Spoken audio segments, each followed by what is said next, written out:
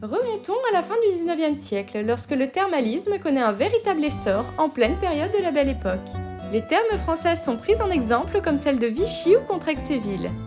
Les médecins s'inspirent alors des pratiques recommandées en France en conseillant de poursuivre la consommation de l'eau à domicile après la cure, en suivant des consignes spécifiques.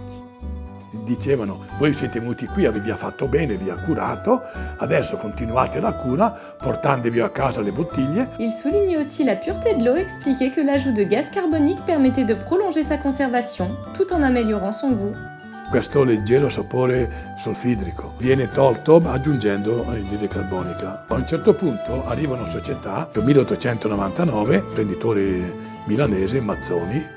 Questo Mazzoni costituisce la società delle terme che aveva come compito di costruire impianti nuovi e di commercializzare, ma a livello industriale, l'acqua.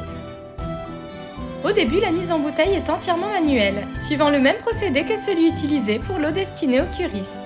En 1902, la construction d'une nouvelle usine marque un tournant décisif avec l'introduction de machines semi-automatiques.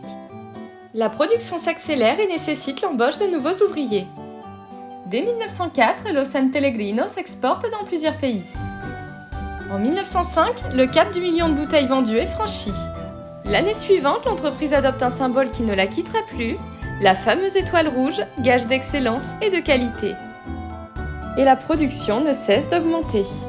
Sous l'impulsion des successeurs de Mazzoni, l'entreprise élargit son offre pour répondre aux attentes des consommateurs. Parmi les produits marquants, on retrouve, dans les années 20, la Magnesia San Pellegrino, vendue en pharmacie.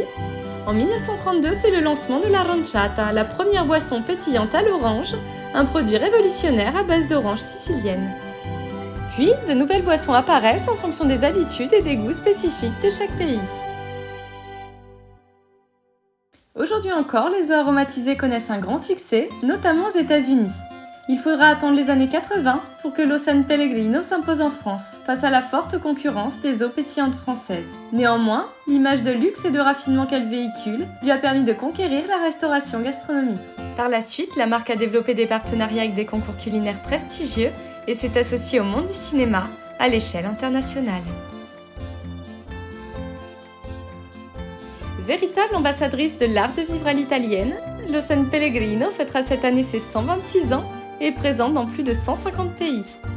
Depuis la fin des années 60, l'usine d'embouteillage est installée à l'entrée du village, offrant un espace plus vaste pour accompagner son développement. L'entreprise a été intégrée au groupe Nestlé en 1997 et continue d'écrire son histoire avec notamment un nouveau projet ambitieux.